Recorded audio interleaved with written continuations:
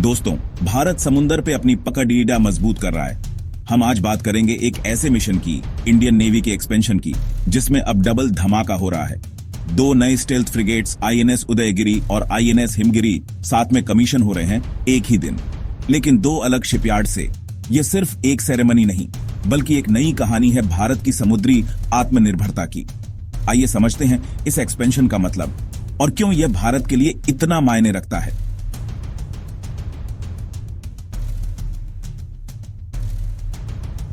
भारत की 7,500 किलोमीटर लंबी तटरेखा और हिंद महासागर क्षेत्र का रणनीतिक महत्व।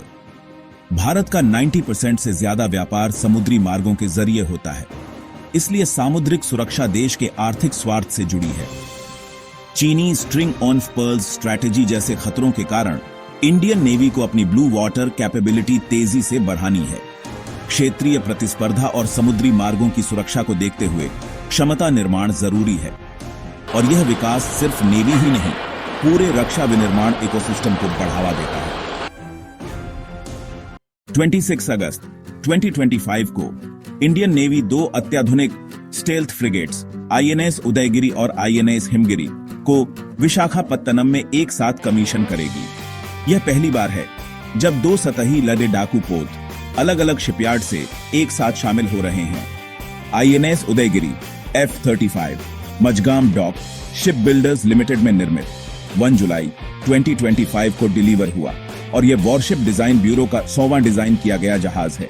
INS Himgiri F-34 garden reach ship builders and engineers में निर्मित 31 जुलाई 2025 को डिलीवर हुआ। इसमें एडवांस्ड स्टेल्थ, ऑटोमेशन और ब्रह्मोस और एंटी सबमरीन टॉर्पीडो जैसे शक्तिशाली कॉम्बैट सिस्टम्स हैं। यह प्रोजेक्ट 17A नीलगिरी क्लास का हिस्सा है।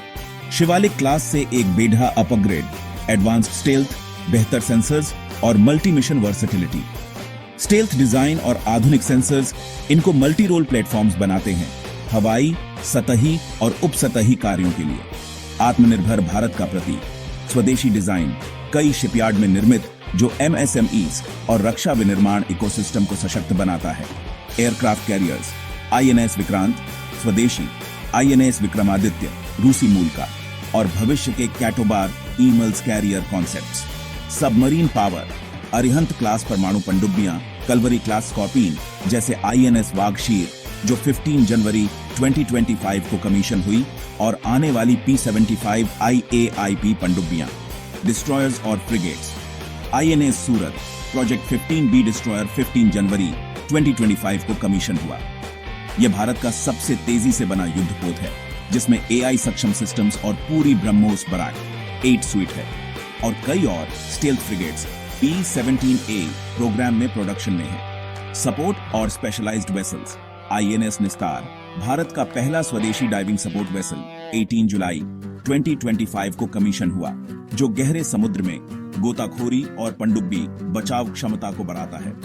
INS Arnala ASW SWC corvettes का प्रमुख जहाज 18 जून 2025 को कमीशन हुआ, जिसमें पंप जेट तकनीक और 80% से अधिक स्वदेशी सामग्री है। ये प्लेटफॉर्म्स भारत को क्षेत्रीय प्रतिरोधक क्षमता और मल्टी डोमेन क्षमता देते हैं। क्वाड के तहत बढ़ा हुआ सहयोग, मालाबार, मिलान, वरुण जैसे अभ्यास और हिंद महासागर क्षेत्र के भागीदारों के साथ बेस सपोर्ट समझौते। आईएनएस हिमगिरी और आईएनएस उदयगिरी की अग्रिम तैनाती क्षेत्रीय प्रतिरोधक क्षमता और शक्ति प्रदर्शन को मजबूत करती है। ये जहाज समुद्री सुरक्षा, क्षेत्रीय स्थिरता और नौसैनिक कूटनीति के प्रति भारत की प्रतिबद्धता को मजबूत करते हैं। लक्ष्य 2035 तक 200+ युद्धपोत, जिसमें कैरियर्स, सबमरीन्स, स्टेल्थ फ्रिगेट्स और सपोर्ट वेसल्स शामिल हैं। ब्लू वाटर क्षमताओं को बढ़ाना, कई कैरियर ग्रुप्स, पनडुब्बी बेडे, निगरानी का बुनियादी ढांचा, ड्रोन, AI, साइबर। पूरे इंडो पैसिफिक में ऑपरेशनल तैयारी और आत्मविश्वास बढ़ेगा। चुनौतियां, ऊंची लागतों और तकनीकी विकास की तेज रफ्तार को संतुलित करना, आधुनिकीकरण को बजट की बाधाओं के साथ बनाए रखना, और प्लेटफॉर्म्स में निर्बाध तकनीकी एकीकरण सुनिश्चित करना। दोस्तों, अब इंडियन नेवी एक नए दौर में कदम रख रही है, जब एक दिन में दो होनहार जहाज आईएनएस उदयगिरी और आईएनएस हिमगिरी एक साथ कमीशन हो रहे हैं, तो यह सिर्फ एक सेलिब्रेशन नहीं, यह भारत की नौसैनिक आकांक्षा का प्रतीक है। Aircraft carriers, nuclear submarines, aerial drones से लेकर डाइविंग सपोर्ट वेसल्स तक इंडियन नेवी गर्व और सटीकता के साथ प्लेटफॉर्म्स की एक सिम्फनी बना रही है। आने वाले दशकों में इस समुंदर पर कौन राज करेगा? इंडियन नेवी आधुनिक जहाजों, स्वदेशी ताकत और रणनीतिक दृष्टि के साथ इसका जवाब लिख रही है।